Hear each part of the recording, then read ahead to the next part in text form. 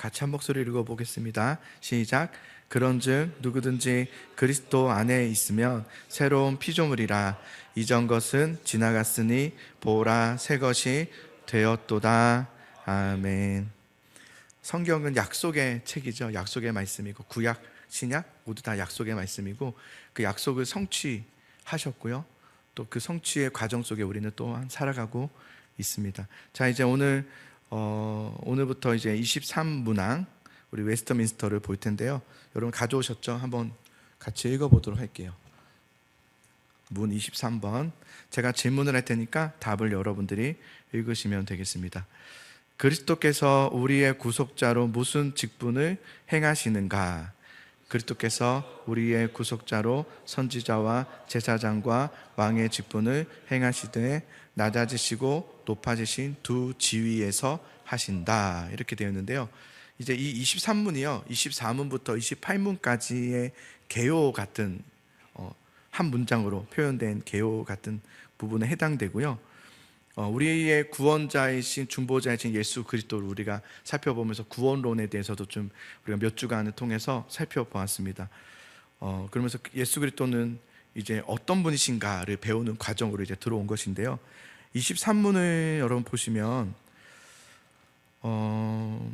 그리스도께서 우리의 구속자로, 여기까지 우리가 배운 거죠. 구속자이심을 배우는데 구속자로 선지자와 제사장과 왕의 직분을 행하시되 라고 했어요. 예수 그리스도의 직분에 대한 이야기를 하는데 선지자, 제사장, 왕의 직분을 행하시는데 이거를 어떻게 행하시는가? 낮아지시고 높아지신 그 지위에서 행하신다 이렇게 되어 있어요. 이게 이제 24문부터 28문까지의 내용이고요. 우리가 믿는 예수 그리스도가 무엇을 하셨는지, 어떤 일을 우리에게 보여주셨는지를 아는 것은 우리가 믿음 생활할 때 굉장히 중요한 부분이기도 합니다. 왜냐하면 예수님을 알아야, 그리스도라는 한자가 기독교란 뜻이잖아요. 그러니까 우리가 기독교인으로서, 그리스도인으로서 그리스도를 알아야 되는 거죠. 그죠? 그리스도를 알아야 돼요.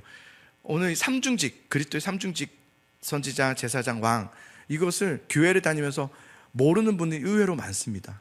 예수 그리스도의 상중직이 뭡니까? 그러면 그런 게 있었어요? 뭐 이렇게 얘기하는 경우가 많은 것처럼 우리가 그리스도를 아는 것은 되게 중요하고요. 그리스도를 알아야 우리는 성경을 읽을 때 성경에서 왜 이렇게 하셨는지를 이해할 수가 있게 돼요. 예수 그리스도를 알아야. 그래서 왜 예수님은 이 땅에 오셨는지, 또 예수님은 왜 아픈 자들을 고치셨는지, 예수님은 왜 산에 올라가셔서 그들에게 떡을 나눠주셨는지, 예수님은 왜 나귀를 타고 예루살렘에 입성하셨는지, 왜 죽으셔야 했는지, 왜 또 승천하셔야 되는지, 이 모든 것들을 우리가 그리스도가 누구신지를 알 때 이해하게 돼요. 예수님의 직분, 예수님의 지위, 이 두 가지를 우리가 알 때 그래서 예수님이 그렇게 하신 것이구나 라고 성경을 보다 이해하기 쉽고요. 그러면 성경이 더 재밌어져요. 성경이 그런 것이구나 하고 더 깊어질 수 있겠죠. 그래서 오늘 이제 그리스도의 직분, 이 세 가지 삼중직, 선지자, 제사장, 왕에 대해서 나눌 텐데 선지자에 대해서는 24문에 나와 있고요, 25문에는 제사장에 대해서 나와 있고 26문에는 왕에 대해서 나와 있어요. 그래서 구약 성경에서 보면은 선지자도 나오고 제사장도 나오고 구약 성경에는 왕도 나오죠. 그 세 직분의 이야기들이 주로 이루고 있죠. 그죠? 이게 의미가 있는 거예요. 구약 성경을 보면은 선지자 이야기, 제사장 이야기, 왕의 이야기가 있는 이유가 다 있는 거였어요. 예수님이 바로 선지자, 제사장, 왕의 직분을 감당하시는 예표였구나. 예표라는 것은 미리 보여주는 걸 말하죠. 미리 드러내준다라는 것인데, 하나님은 구약 성경에서 이스라엘을 통해서는 하나님 나라를 예표하고 계시고, 선지자, 제사장, 왕의 직분들을 통해서 오실 예수 그리스도를 예표하고 있었던 것이 구약 성경의 이야기였구나. 그래서 구약 성경은 다 오실 예수 그리스도를 이야기하는 성경의 이야기고요, 신약은 오신 예수 그리스도에 대한 이야기, 무엇을 완성하셨는가에 대한 이야기, 그리고 다시 오시는 이야기. 그래서 다시 오시면 어떤 일이 일어나는가에 대한 이야기가 신약 이야기죠.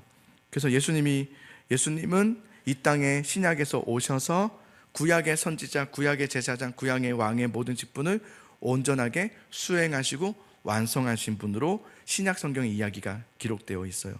이것이 바로 사복음서 이야기고요. 그리고 이제 이게 그리스도의 직분에 대한 이야기고요.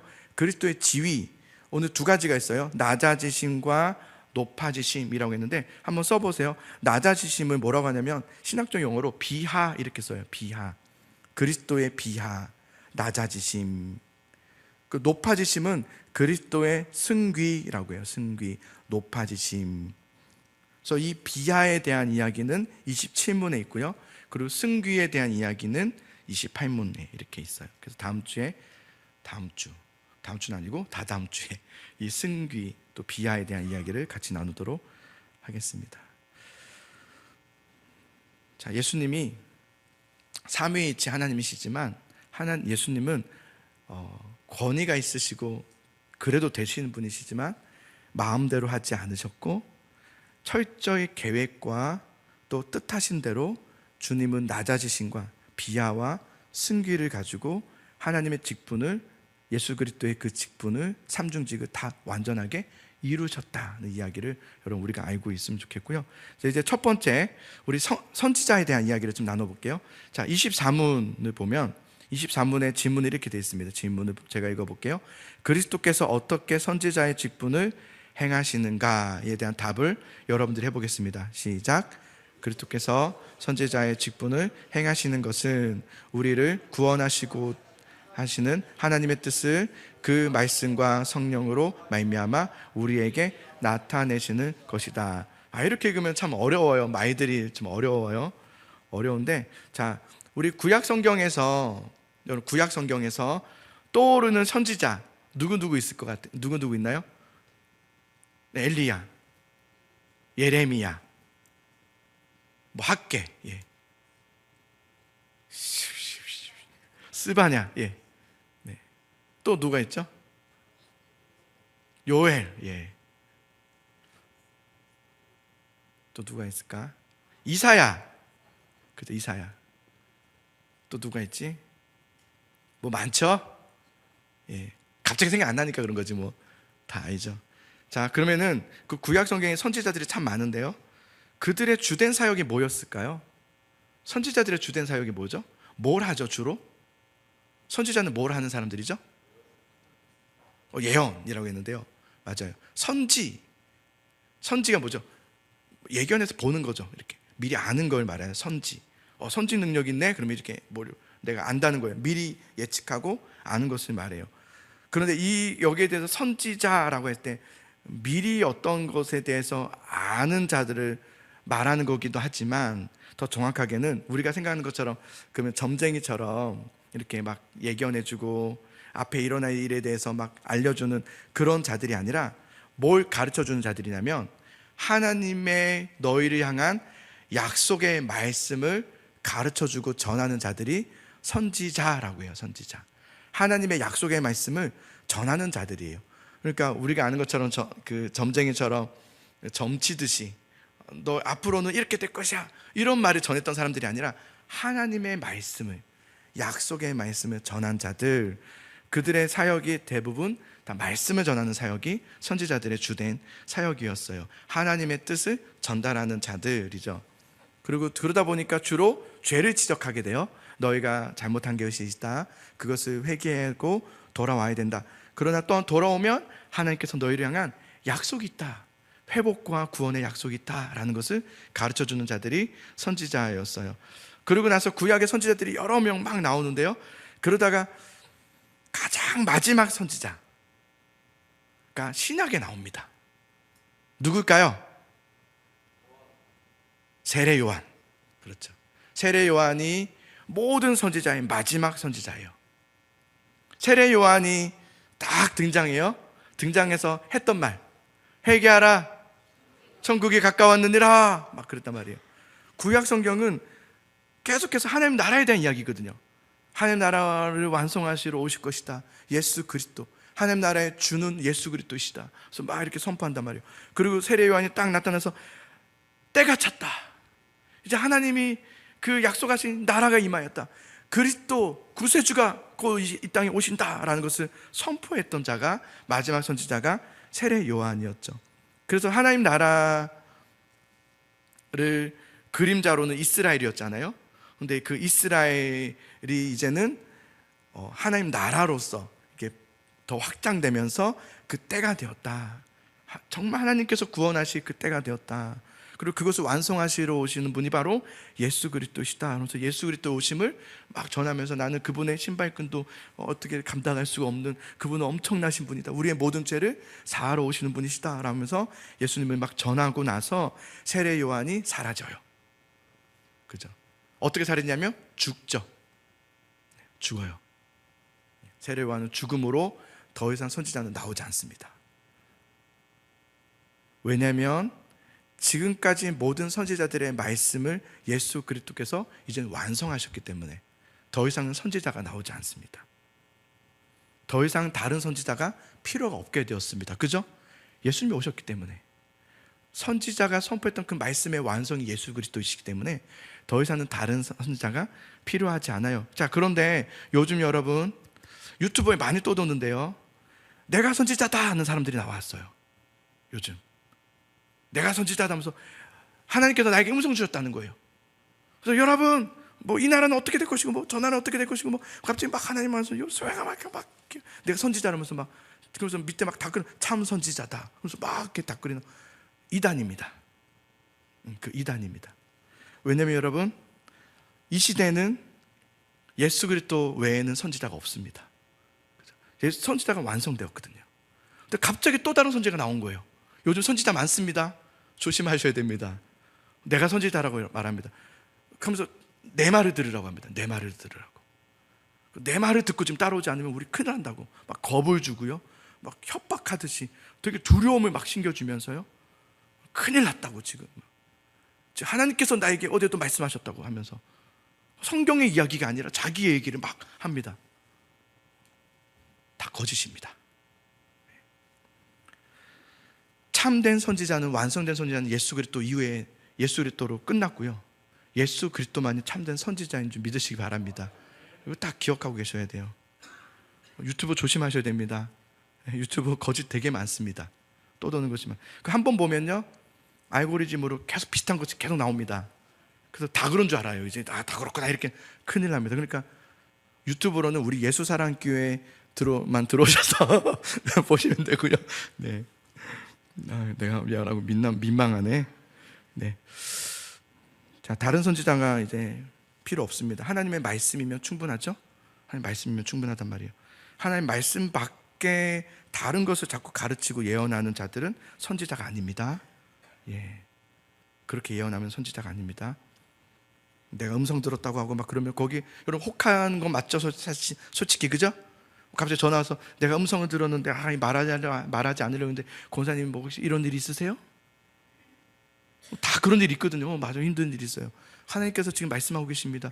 지금 권사님 지금 새벽기도 나오셔야 됩니다. 뭐 지금 권사님 뭐 하셔야 됩니다. 헌금 빠진 거 있으세요? 뭐 이렇게 예를 들면 조심하셔야 됩니다. 그래서 이렇게 하라고, 이렇게 하셔야 하나님께서 용서해 주신다고 다 속이는 겁니다. 우리는 여러분 철저히 하나님의 말씀으로 돌아가는 것이 되어야 해요. 말씀으로 돌아가는 것. 성경은 우리에게 모든 걸 다 가르쳐주고 있습니다. 성경은 모든 걸 다 말해주고 있어요. 그러나 우리가 이제 좀 아셨으면 좋겠다는 것 중 하나는 뭐냐면 그러면은 내가 어느 직장을 가야 되는지, 내가 이번에 공무원 시험을 봐야 되는지 안 봐야 되는지, 내가 그곳을 선택해야 되는지 안 해야 되는지, 그 사람을 만나야 되는지 만나지 말아야 될지, 아니면 내가 이것을 해야 될지 말아야 될지에 대한 용어가 들어가 있지는 않습니다. 성경에 어느 공무원 없습니다. 단어에 공무원 단어 없습니다. 직장 이런 거 없습니다. 없어요. 그거 자꾸 찾아내면 안 됩니다.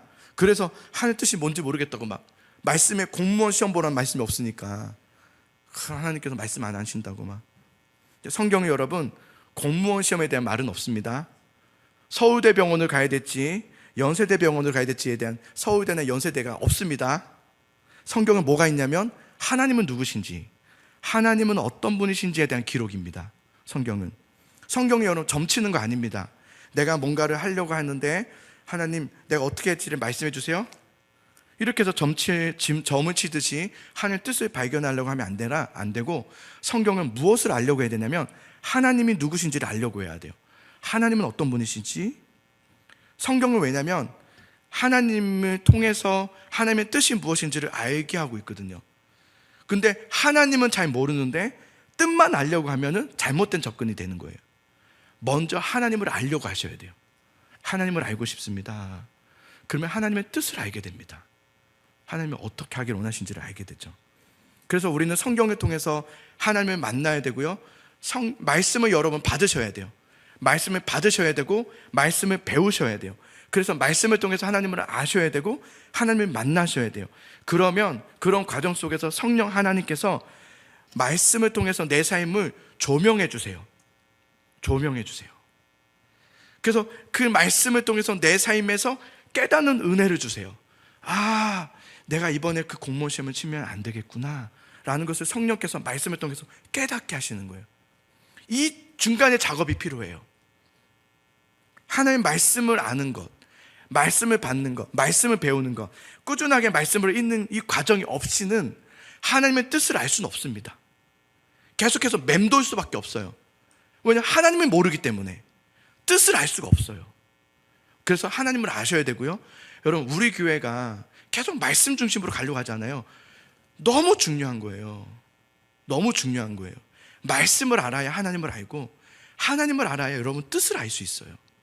그래서 하나님이, 그래야 성령께서 여러분이 주목하고 묵상했던 말씀을 조명해 주심으로 그 말씀을 꺼내어서 깨닫게 하세요. 아, 하나님이 이렇게 하기를 원하시는구나 라는 것을 알게 하시는 그 과정이 있어요.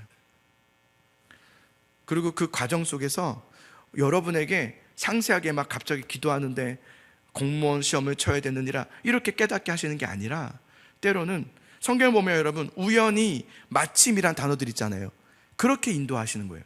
나는 몰랐지만 주님을 붙들며 말씀을 의지하며 성령을 의지하며 살아가고 있는데, 그 삶 속에 하나님은 우연이라는 것을 넣어주시고 마침이라는 걸 넣어주셔서 하나님은 인도하여 주세요. 그게 하나님의 인도하심이죠. 우리가 하나님의 뜻을 알 수 없는 이유는 대충 하나님을 모르기 때문이고 우리의 욕망 때문이라는 것을 여러분 기억하시기 바라요. 그 선지자, 예수 그리스도가 선지자로서 완성됨으로 오셨다라는 것을 아셔야 되고, 두 번째 제사장입니다. 자, 25문항을 보시면 질문해 볼게요. 그리스도께서 어떻게 제사장의 직분을 행하시는가? 자, 답을 읽어봅시다. 시작. 그리스도께서 제사장의 직분을 행하시는 것은 단번에 자기를 제물로 드려 하나님의 공의에 만족하게 하며 우리를 하나님으로 더불어 화목하게 하시고 또 우리를 위하여 항상 간구하시는 것이다. 자, 여기서도 한번 우리 생각해 봅시다. 여러분이 아는 제사장들 한번 떠올려 볼까요? 구약 성경에 누구 있죠? 제사장 우리 주일마다 하고 있는데, 그래, 사무엘. 또 누구 있죠? 사무엘 앞에 또 제사장이 있었죠. 엘리 제사장도 있었고, 뭐 엘리야십도 있고, 막 그렇잖아요. 여러 제사장들이 있어요. 자, 그러면 제사장의 주된 사역은 무엇인가를 생각해 봅시다. 제사장은 뭘 주로 했죠? 구약 성경을 생각해 보면은 제사를 드리죠. 예. 우리 그냥 제사 드린다 이렇게 막연하게 생각하는데 좀 더 디테일하게 얘기해 볼까요? 제사를 어떻게 드리죠? 제사장은 제사할 때 어떤 역할을 하죠? 자, 누군가가 제물을 가져오면 그 제물을 태우는 일을 하죠. 그죠? 태워서 하나님께 드리는 일을 제사장이 합니다. 성경에 보면 여러분, 제가 좀 더 디테일하게 말씀드리면, 이제 여러분 원래는 구약 성경, 구약 시대 때는 여러분들이 제사를, 예배를 드리러 올 때 뭘 가져와야 돼요? 양 한 마리씩 가져와야 돼요. 양 한 마리씩. 아니면 뭐 소나, 아니면 안 되면 비둘기나, 그것도 안 되면 뭐 이렇게 가루, 이런 것들을, 곡식 같은 걸 가져와서 드리는 거죠. 자, 제물을 가져와요. 제물을 가져왔어요, 여러분들이. 그것도 아무 제물 가져오면 안 돼요. 여러분 되게 소중하게 여기는 거. 그러니까 여러분 되게 소중하게 여기는 가축들이 있는데 그 중에 제일 중요한 것, 너무 사랑하는 것을 가져와야 돼요. 그러고 싶지 않겠죠? 올 때는 미운애, 말 진짜는 얘, 그 애들을 이제 그 동물을 가져와서는 이게, 그게 우리의 마음이지만 하나님은 그때 그 예배를 안 받으신다고 했어요. 가장 소중하고. 그래서 제사 드릴 때 여러분들이, 우리가 올 때는 울면서 와요.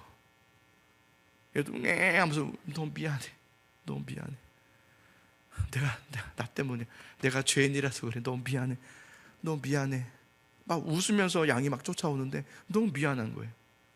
그 양을 가져오면 어떻게 되냐면, 제사장이 죽였을까요? 본인이 죽여야 됐을까요?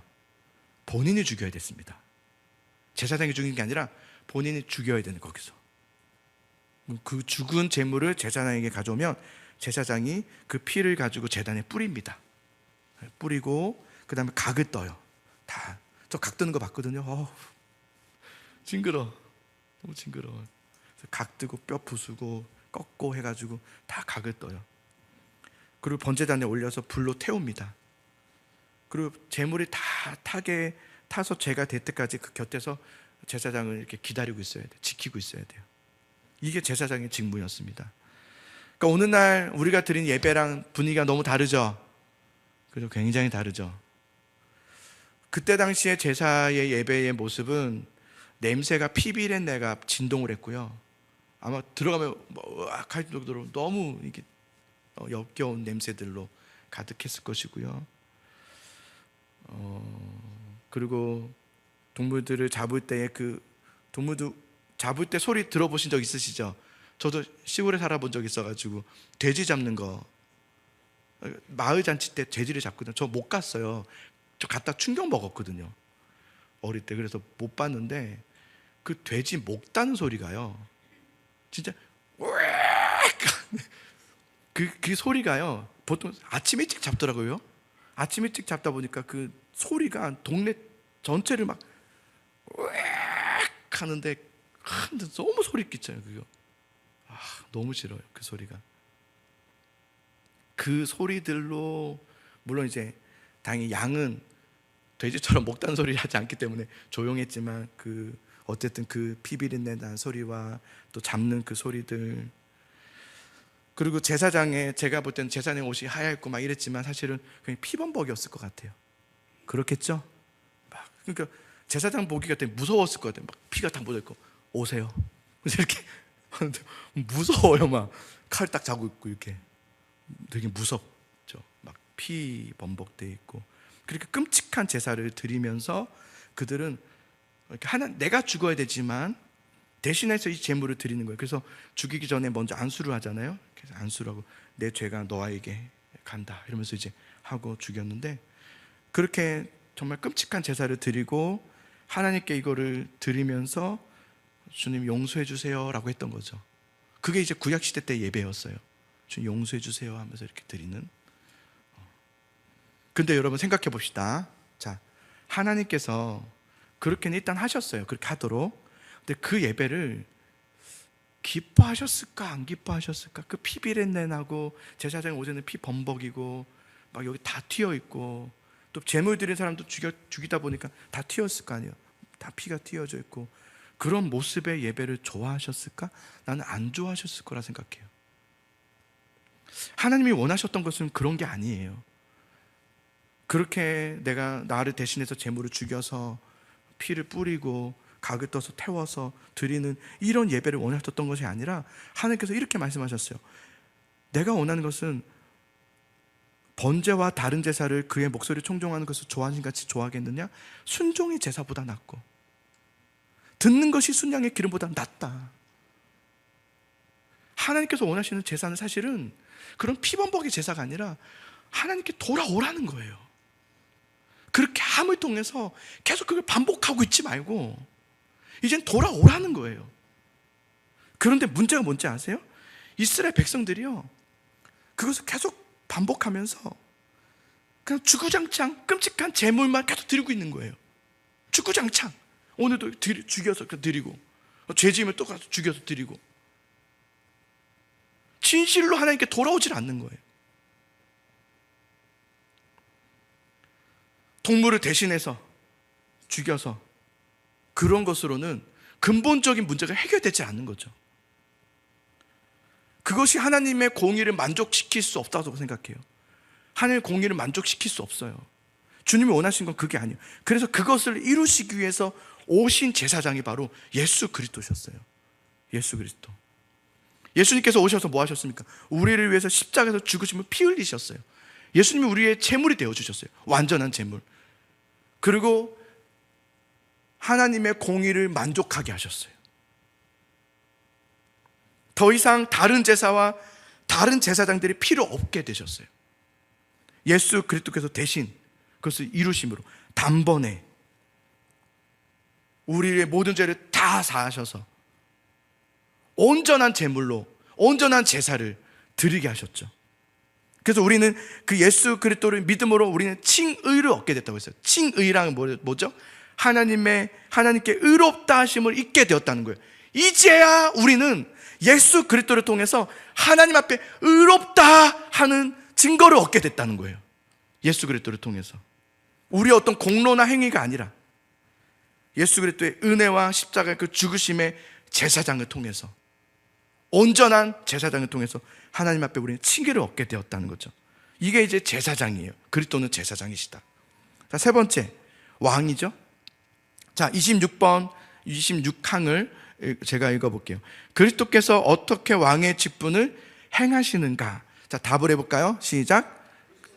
왕의 직분을 행하시는 것은 우리로 하여금 자기에게 복종하게 하시고 우리를 다스리시며 보호하시고 자기와 우리의 모든 원수를 막아 이기시는 것이다. 자, 그럼 또 한번 생각해 봅시다. 우리가 아는 구약 성경의 왕들은 누구 또 있었어요?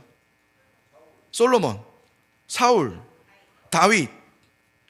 또 좀 좋은 왕들 좀 더 해볼까요? 히스기야, 뭐 요시야, 아사, 뭐 좋은 왕들이 있었어요. 그죠? 좋은 왕들. 자, 왕들의 주된 사역이 뭐였습니까? 성경에 보면은 왕들이 세워져요. 그런데 왕들 중에는 믿음의 왕들도 있었어요. 그죠? 믿음의 좋은 귀한 왕들도 있었지만 그럼에도 불구하고 성경이 가르쳐 준 건 뭐냐면 온전한 왕은 없었어요. 다윗도 온전하지 않죠. 앞으로 이제 계속 살펴보겠지만 다윗은 온전한 왕이 아니에요. 그래서 이스라엘은 하나님 나라를 회복시킬 진정한 왕을 기다리게 되어요. 그 진정한 왕이 누구시죠? 예수 그리스도죠. 예, 맞아요. 너무 잘하셨어요. 인간 왕이 다스리는 인간 왕이 다스리는 사울과 같이 그런 인간 나라는 완전할 수 없음을 계속 보여주고 있어요. 특히 오늘 말씀에 그랬죠. 그죠? 결국 그 나라는 패망합니다. 인간 왕이 다스리는 나라는 패망하게 돼 있어요. 우리의 인생도 마찬가지입니다. 내가 왕이 되어서, 인간이 왕이 되어서 가는 인생은 패망한 인생이 될 수밖에 없습니다. 그러나 예수님이 오셨어요. 자, 이제부터 잘 들으셔야 돼요.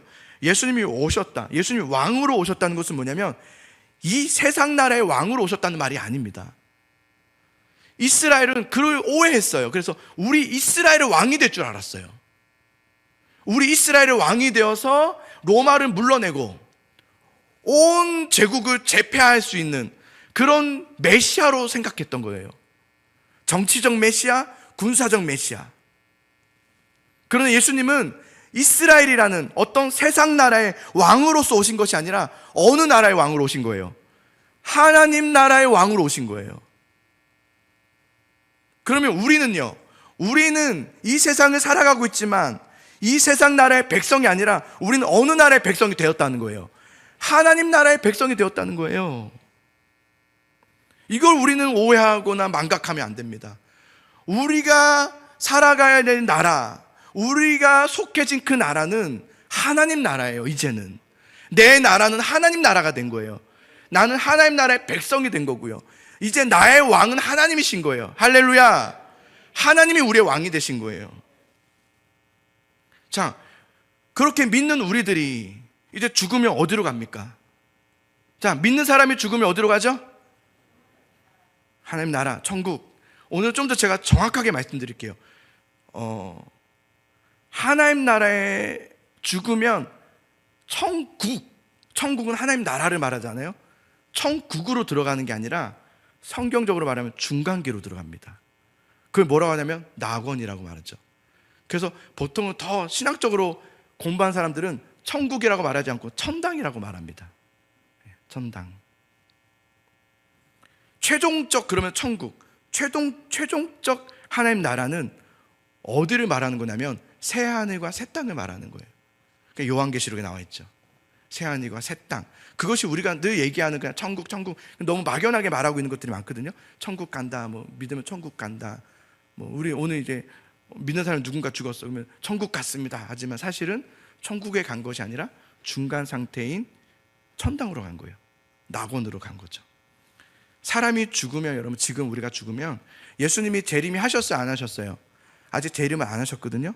재림을 안 하셨기 때문에 사람이 죽으면 천국이라는 곳으로 들어가는 것이 아니라 영과 몸이 분리돼요. 영과 몸이 분리돼서 영은 그 중간 거처로 들어가게 돼요. 불신자는 어디로 들어가냐? 음부와 스올이라는 영적 고통으로 들어가게 돼요. 하나님을 믿었던 신자는 낙원이라고 하는, 또 신약성경 보면 하나님 아브라함의 품이라고도 하는데요, 그 하늘 복락으로 들어가게 돼요. 하늘 복락으로. 그래서 죽은 신자들, 불신자 말고 신자들은 그 영혼이 지금 뭐 하고 있냐면 주님과 함께 하고 있고요. 그 영혼이 의식을 가지고 있습니다. 의식을 가지고 생활하고 있고 천상 예배가 있어요. 지금도 천상 예배가 드려지고 있거든요. 이 천상 예배를 참여하고 있습니다. 그리고 지금의 시대를 교회 시대라고 하는데요, 이 교회 시대에 그들은 그리스도와 함께 왕노릇하고 있습니다. 예. 그러다가 예수님의 재림 때에 모두가 심판받게 된다고 그랬죠. 심판받게 되고 심판이 끝나면 신자와 불신자는 영구적인 거주지로 옮겨지게 됩니다. 그때 불신자의 경우에는 지옥, 성경 말하면 불못이라고 하죠. 영원한 불못으로 들어가서 영원한 형벌을 받게 되고, 신자들은 예수 그리스도께서 오실 때에 함께 임하는 새하늘과 새 땅에 임하게 됩니다. 그것을 영원히 살게 되죠. 그때 이제 우리의 몸은 다 부활체를 입고 온전함으로 완성된 새하늘과 새 땅으로 들어가 믿음의 사람들만 살아가게 되죠. 그곳에서. 그리고 여러분, 새하늘과 새 땅은 어디에 있을까? 어디에 있을까? 새하늘과 새 땅은 무엇일까? 여러분, 새하늘과 새 땅은 예수님 오시는 그날 같이 임하거든요. 어디에? 여기에. 이 땅에 임합니다. 두 가지 설이 있어요. 하나는 뭐냐면 파괴설입니다. 지구가 파괴된다는 거예요. 근데 우리 개혁주의에서는 파괴설이 아니라 갱신설입니다. 갱신설. 파괴되지 않는다. 이 땅에 임한다. 이 땅에 하나님 나라가 임해요. 하나님의 새하늘과 새 땅이 이 지구상에 임합니다. 그래서 주님이 갱신하십니다. 다시 새롭게 하시죠. 그래서 우리가 살아가고 있는 이 땅은요, 없어지지 않습니다. 소멸되지 않습니다. 갱신됩니다. 다시 갱신됩니다. 우리 신자들도 여러분, 자, 신자들도 우리 죽어요. 죽으면 없어졌다가 시작되는 게 아니라 우리를 갱신하시는 거죠. 그죠? 우리를 새롭게 하신단 말이에요. 그래서 몸의 연속성을 갖고 살아가게 하신단 말이에요. 똑같습니다.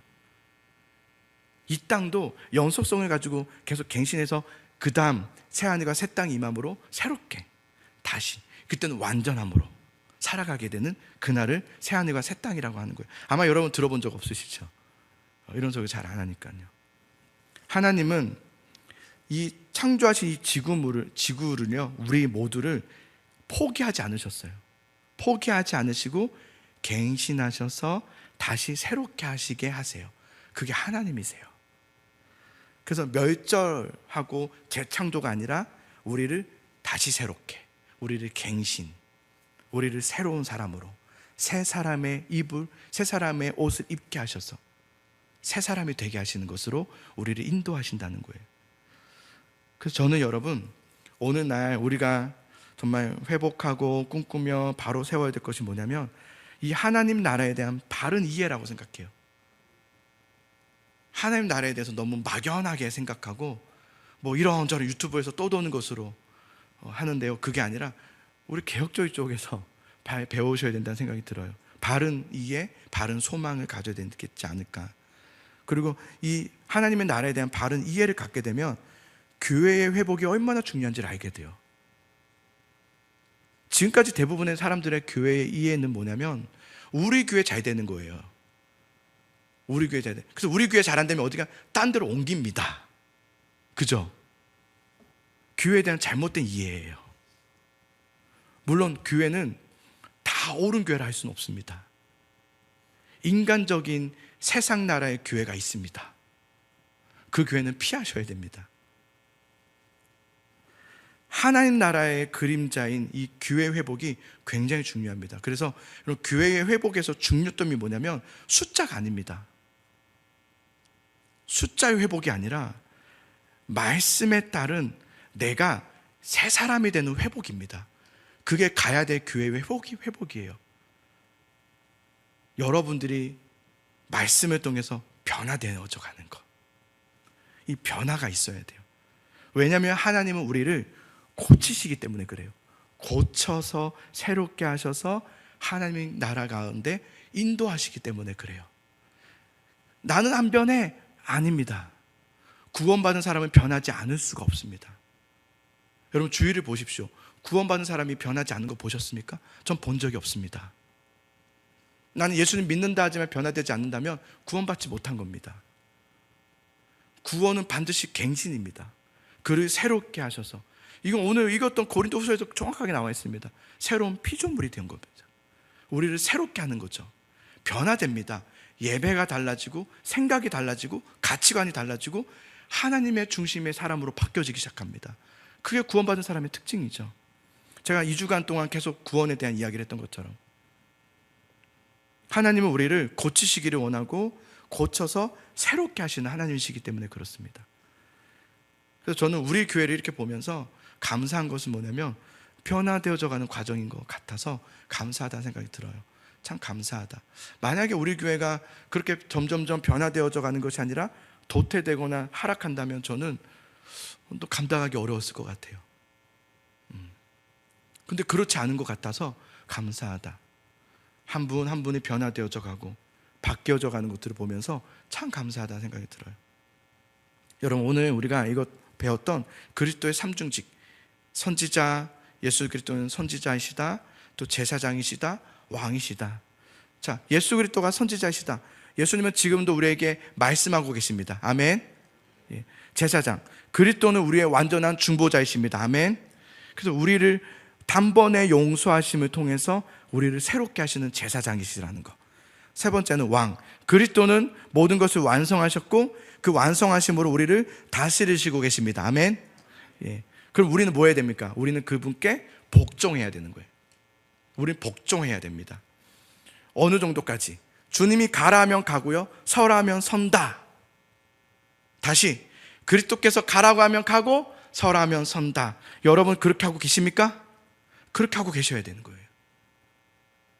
그게 그리스도인입니다. 주님, 내가 가라면 가고 서라면 서겠습니다. 이게 그리스도인입니다. 예수님이 여러분 다시 오신다고 했어요. 다시 오신다, 재림하신다. 그때 예수님 오실 때 최종적인 천국, 우리가 말하는 천국, 최종적인 완성, 새하늘과 새 땅이 함께 임합니다. 그때 함께 임하죠.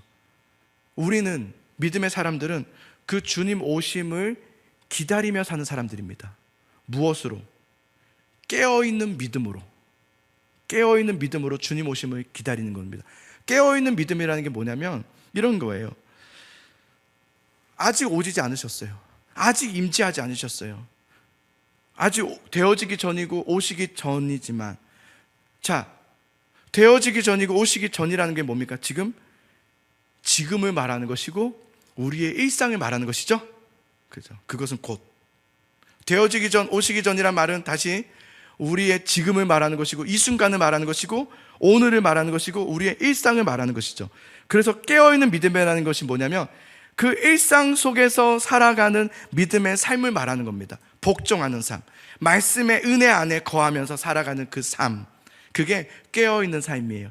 우리는 어떻게 주님 오심을 기다립니까? 그 깨어있는 삶으로 오늘을 믿음으로 살아가고 오늘의 일상을 하나님 말씀 안에 살아가는 그 삶을 살아감으로 우리는 주님 오심을 기다리는 삶을 사는 거예요. 그래서 여러분, 바른 하나님의 나라와 재림에 대한 이해를 가져야 되는 이유가 바로 여기에 있습니다. 이단들은 이렇게 가르치지 않습니다. 이단들은 뭘 가르치냐면 언제 오는지에 대해서 초점을 맞추게 돼요. 그래서 그때 어떤 일이 일어난지를 보라 하면서 막 이렇게 하면서 지금 막 나라가 막 예를 들면 뭐 전쟁이 일어나고 있고 뭐 땅에 지진 막 진도수를 막 얘기하면서 지금 봐라 하나님 말씀대로 거의 다 왔다, 이제 다 됐다 막 이렇게 막 때에 대해서 초점을 자꾸 맞추게 해요. 이단들은요.